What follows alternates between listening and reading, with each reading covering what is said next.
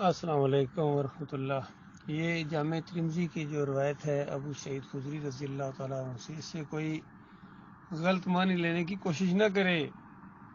یہ صحابہ کرام کو کہا جا رہا تھا، صحابہ کرام کا دور ہے، ایمان اور عقیدہ بالکل صاف ہے، شرک کا کلا کما ہو چکا ہے، طاغوت کو ہر جگہ للکارا جا رہا ہے، اور ایسے ماحول کے اندر جو ایماندار اکٹھے ہو جائیں، ان میں جو بار بار مسجد آتا جاتا ہے تو یہ اس کے ایمان کی گویا ایک دلیل ہے۔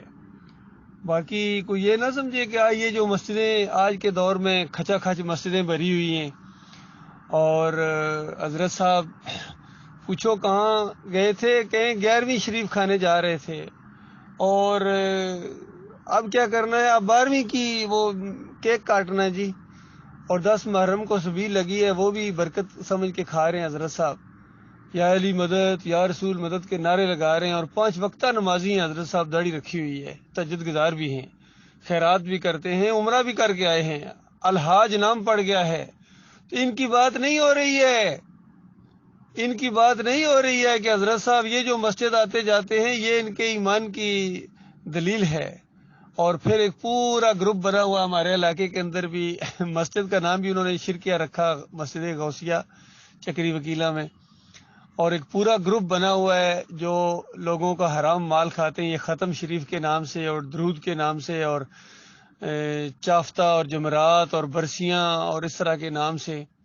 اور یقین کریں میں نے اپنے کانوں سے اس بات کو سنا ہے، جب میں ذرا چھوٹا تھا اس وقت، جب میں جایا کرتا تھا وہاں، تو ہمارے جو وہاں گاؤں کے امام صاحب تھے وہ چھپے ہوئے شیعہ سے، بعد میں پتہ چلا لوگوں کو یہ شیعہ ہیں، اور شاہ شبیر ان کا نام تھا، اور امام تھے مسجد کے، اور ختم شریف بہت زیادہ کھاتے تھے، اور صاحب کو ایک پوری ٹیم تیار کی ہوئی تھی۔ تو ایک دن کہنے لگے ذرا ہنس کے، ایک دوسرے مولوی امین تھا، کہ مولوی صاحب کیا مسئلہ ہے، کوئی مرتا ہی نہیں ہے، یعنی بڑا یہ مہینے ہو گئے کوئی نہیں مرا ہے، تاکہ وہ جمعرات، اس نے بھی آگے سے ٹھٹا لگایا وہاں سے۔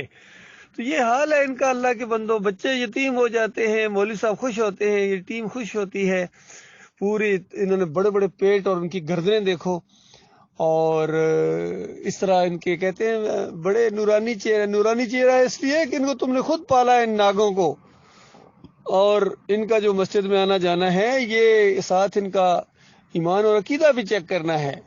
یہ مسئلہ ہے اللہ کے بندوں۔ آج کتنے مسلک بن گئے ہیں، بریلوی ہیں، کوئی دیوبندی ہیں، کوئی اہل حدیث ہیں، کوئی رضوی ہیں، کوئی چشتی ہیں، کوئی قادری ہیں، کوئی عاشق رسول کے نام سے آئے ہیں، کوئی بریلوی، کوئی اہل سنت والجماعت، تو خیر سارے کہتے ہیں، بریلوی کہتے ہیں ہم اہل سنت والجماعت ہیں، دیوبندی کہتے ہیں ہم اہل سنت والجماعت ہیں، اہل حدیث کہتے ہیں نہیں صرف ہم اہل سنت والجماعت ہیں، اور تینوں کے عقیدے کے اندر بربادی ہے۔ اس کے علاوہ دوسرے مسلک جتنے بھی پائے جاتے ہیں، جماعت اسلامی ہو، تنظیم اسلامی ہو، یہ کتاب کا نشان لے کے آئے ہوں، یا نظام مصطفیٰ کے دعوے دار ہوں، یا مدینہ ریاست بنانے کا خواب دکھانے والے ہوں، سب کے عقیدے کے اندر خرابی ہے، کوئی ایسا نہیں ہے۔ میں یہاں بھی گلف میں آگے پیچھے تھا، سب کے عقیدے برباد ہیں، یقین کیجئے۔ کم از کم شرک اگر کسی کے اندر ہے تو وہ یہی ہے کہ نبی علیہ السلام قبر کے اوپر آ کے پڑھو صلاۃ و سلام، تو سنتے ہیں، روح واپس آ جاتی ہے، خود جواب دیتے ہیں۔ یہ فتویٰ ہے مفتی اعظم سعودی عرب عبداللہ بن باز کا، اور ہر جمعے کے دن یہ شرکیہ روایت بیان کی جاتی ہے۔ اور دوسری شرکیہ روایت کہ اللہ تعالیٰ نے فرشتوں کی ڈیوٹی لگائی ہوئی ہے، دیکھو اللہ پر الزام لگا رہے ہیں، اللہ نے فرشتوں کو ڈیوٹی لگائی، جہاں بھی کوئی اللہم صلی علی محمد پڑھتا ہے وہ مدینے والی قبر میں نبی علیہ السلام کے سامنے پیش کر جاتے ہیں، اور انبیاء کے جسموں کو مٹی نہیں کھاتی ہے۔ اس طریقے سے ایسی ڈیوٹی اور منکر روایتوں کو انہوں نے دلیل بنا کے اس کے اوپر جو ہے اعتماد کر کے قرآن کی نص کو انکار کر دیا۔ قرآن تو کہتا ہے مرنے والا قیامت سے پہلے اس دنیا میں زندہ نہیں ہو سکتا ہے، قبر کے اندر روح واپس نہیں آتی ہے، نہیں آتی ہے، نہیں آتی ہے، اور قبر کے اندر روح واپس لانے کا عقیدہ یہ مشرکانہ عقیدہ ہے، یہ شرک کا جواز فراہم کرنے کے لیے پہلی اینٹ ہے۔ پہلے انہوں نے مردے کو زندہ کیا، پھر دیکھنے والا، سننے والا، پہچاننے والا، اور اس عقیدے کے بانی سمجھے جاتے ہیں اس امت کے اندر احمد ابن حنبل، انہوں نے جھوٹی روایتوں کے ذریعے اس عقیدے کو اپنا لیا، اور پھر اپنے شاگرد مسدد بن مسرد کے نام خط لکھا۔ انہوں نے عقیدے کی باتیں کچھ پوچھی تھی، وہاں یہ بھی ٹھونک دیا، جہاں اچھے عقیدے بیان کیے، بیچ میں صحیح عقیدے بھی بیان کیے، بیچ میں یہ انجیکشن بھی دے دیا کہ روح کے ملک الموت کے روح قبض کرنے اور پھر اسی قبر کے اندر دوبارہ واپس لانے کے اوپر ایمان لانا ضروری ہے. خود انہوں نے ایمان کا مسئلہ بنایا ہے اس کو. عام طور پر لوگ کہہ دیتے ہیں ٹھیک ہے بھائی انہوں نے یہ کہہ دیا تو آپ نے ان کو مشرک کہہ دیا اور ان کا ایمان ہی خراب کہہ دیا. انہوں نے خود اس کا ایمان کا مسئلہ بنایا ہے کہ یہ ایمان لانا ضروری ہے. اللہ کی کتاب کہتی ہے ایمان لاؤ. آمن الرسول بما انزل الیہ من ربہ والمؤمنون. اور پھر تصدیق کی مالک نے کہ میرا رسول ایمان لایا سب سے پہلے اور سارے مومن یہ ایمان لائے جو کچھ اس کے رب کی طرف سے نازل کیا گیا ہے. اور اللہ کی کتاب یہ مسئلہ بیان کرے ثم انکم بعد ذلک لمیتون ثم انکم یوم القیامت تبعثون. اس زندگی کے بعد تمہیں موت ہے اور پھر قیامت کے دن روح واپس آئے گی. قیامت کے دن تمہیں دوبارہ اٹھایا جائے گا زندہ کر کے. کہیں فرمایا وَيُمْسِكُ الَّتِي قَضَىٰ عَلَيْهَا الْمَوْتِ. جس کے اوپر موت کا فیصلہ نافذ کیا جاتا ہے اس کی روح کو اوپر روک لیا جاتا ہے. کتنی اموات غیر احیاء وما یشعرون ایان یبعثون. یہ مردے ہیں ان کے اندر زندگی کی رمق تک باقی نہیں ہے. مشرکین مکہ مردوں کی تو پکارتے تھے, مرنے کے بعد پکارتے تھے, انبیاء کو پکارتے تھے, اولیاء اللہ کو پکارتے تھے. اور مالک نے عام بات بیان فرمائی کہ جن جن کو تم اللہ کے علاوہ پکارتے ہو ان کے اندر زندگی کی رمق تک باقی نہیں ہے اور ان کو یہ بھی شعور نہیں ہے کہ کب ان کو دوبارہ اللہ تعالیٰ زندہ کر کے اٹھائے گا. تو غور کرو کیا یہ بتوں کے لیے, کیا بتوں کو زندہ کر کے اٹھایا جائے گا, لکڑی اور پتھر کے بتوں کو؟ اور کیا اموات غیر احیاء, فرشتوں کو بھی یہ نہیں کہا گیا کیونکہ فرشتے تو زندہ ہیں. تو بتائیے کس کو اٹھایا جائے گا؟ ان مردوں کو, ان لاشوں کو جو دفن کی گئی تھی قبروں کے اندر, ان کو دوبارہ زندہ کر کے اٹھایا جائے گا. تو مالک فرماتا ہے ان کو تو اپنے بارے میں بھی شعور نہیں ہے. تمہاری پکاریں, تمہاری نظر و نیازیں, تمہارے رکوع اور سجدے اور واسطے اور وسیلے, ان کی کیا؟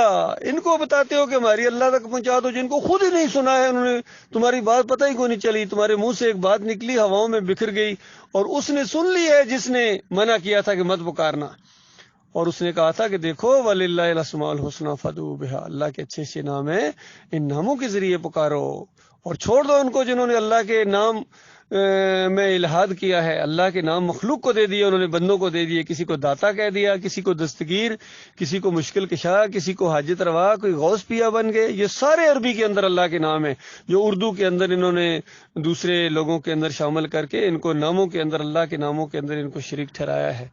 اور پھر کتنے ہیں, حتیٰ کہ جماعت اسلامی والوں کا میں نے قرآن مجید دیکھا جو انہوں نے پرنٹ کیا ہے, اللہ کے 99 نام شروع میں لکھے اور 99 نام نبی علیہ السلام کے پورے کر دیے آخر میں, بالکل مقابلے والا انداز. اور زبردستی جہاں نہیں ملے ان کو وہ یاسین اور طٰہٰ اور الف لام میم بھی بیچ میں لے کے آ گئے. اندازہ لگائیے یہ ان کی مت ماری گئی اس طریقے سے, جو ایسی متشابہات حروف مقطعات ہیں جن کا کوئی معنی اللہ کے نبی صلی اللہ علیہ وآلہ وسلم نے نہیں بیان کیا, نہ اللہ نے بیان کیا ہے, نہ نبی علیہ السلام نے کبھی کہا کہ یہ میرے نام ہے طٰہٰ یاسین. بلکہ صحیح حدیث کے اندر نبی علیہ السلام کے 5 نام آئے ہیں, محمد صلی اللہ علیہ وآلہ وسلم, احمد اور حاشر ہے اور عاقب ہے اور قاسم ہے. یہ 5 نام ہیں نبی علیہ السلام کے. ان شرک کرنے والوں نے اور ایسے ایسے نام بیچ میں شامل کر دیے. اور باقی ان کے دوسرے اکابرین ہیں, ان کا تو کہنا ہے کہ شاہ ولی اللہ صاحب کہتے ہیں میں نے ایک دفعہ مراقبہ کیا اور اپنے ناموں کے اوپر غور کیا تو 99 نکلے. اور کہتے ہیں پھر اور دماغ کے اوپر زور ڈالا اور زیادہ تھوڑا سا مراقبہ کیا تو ہزاروں میں تھے. اور پھر کہتے ہیں جب مجھے اور جوش آیا اور میں نے غور کیا تو کروڑوں خربوں, اور اس کے بعد اتنے تھے کہ گنے بھی نہیں جا سکتے تھے. یہ شاہ ولی اللہ صاحب کہہ رہے ہیں. تو اندازہ لگائیے سارے صوفیوں نے وہ عدم مچایا ہے شرک کے, ایسے انہوں نے کارخانے ایجاد کیے ہیں, ایسی ایسی کتابیں لکھ کے مرے ہیں. پھیل رہا ہے شرک, ہر جگہ پھیل رہا ہے. امت مسلمہ کی بربادی کی وجہ یہ ہے.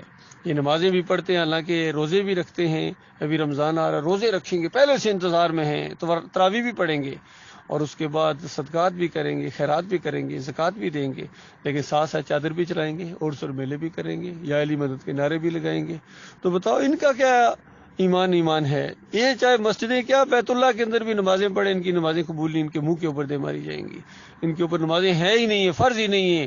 اور اس آیت کے اندر جو اللہ تعالیٰ نے بتایا ہے کہ دیکھو مسجدیں وہ بنائیں جن کا ایمان صحیح ہے. دیکھو انہوں نے ترجمے الٹے کر دیے, ایمانی مفہوم الٹا بیان کر, کہتے ہیں جو مسجدیں بناتے ہیں وہ مومن ہیں. مالک فرماتا ہے مومن مسجدیں بنائیں, مشرکوں کا کیا کام ہے مسجدیں بنائیں. اس طریقے سے کھول کھول کے اللہ تعالیٰ نے اس مسئلے کو بیان کیا ہے. اللہ تعالیٰ غور و فکر کرنے کی توفیق عطا فرمائے.